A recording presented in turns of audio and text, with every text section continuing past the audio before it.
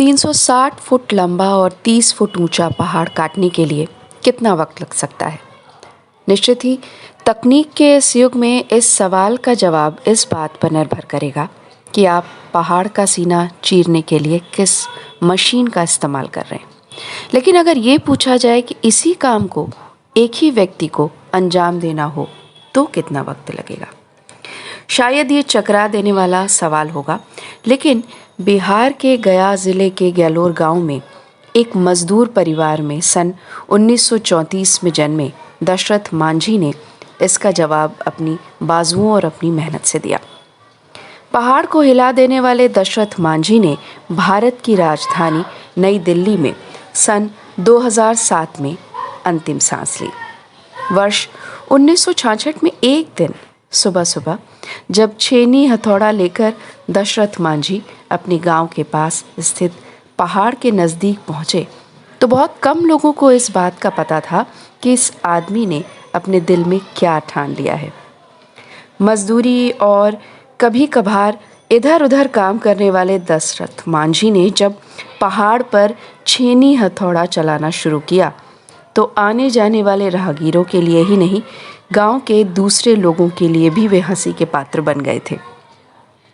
धुन के पक्के दशरथ की अथक मेहनत 22 साल बाद रंग लाई, जब उस पहाड़ से एक रास्ता दूसरे गांव तक निकल आया। आखिर ऐसी क्या बात हुई कि दशरथ को पहाड़ चीरने की धुन सवार हुई? दरअसल पहाड़ को जब तक चीर कर रास्ता नहीं बनाया गया था, तब तक दशरथ के गांव से सबसे नज़दीकी वजीरगंज अस्पताल 80 किलोमीटर पड़ता था। दशरथ की पत्नी फागुनी देवी की तबीयत अचानक खराब होने पर उन्हें वहां ले जाने के दौरान ही बीच रास्ते में उन्होंने दम तोड़ दिया था। यदि पहाड़ से कोई रास्ता होता तो वे अपनी पत्नी को वक्त पर अस्पताल ले जाते और उनका इलाज करा पाते। जिंदगी का तीसरा वसंत पार कर चुके दशरथ मांझी ने शेष गांव के निवासियों के मन में दबी इस छोटी सी आकांक्षा को अपनी जिंदगी का मिशन बना डाला और अपनी पत्नी की असामान्य मौत से उपजे असहनीय दुख को एक नई संकल्प शक्ति में बदल दिया। 5-6 साल तक दशरथ अकेले ही मेहनत करते रहे। धीरे धीरे और लोग भी जुड़ते चले गए।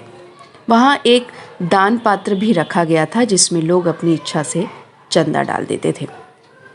आज की तारीख में आप कह सकते हैं कि गैलोर से वजीरगंज जाने की 80 किलोमीटर की दूरी को 13 किलोमीटर लाने वाला ये रास्ता एक मजदूर के प्यार की निशानी है।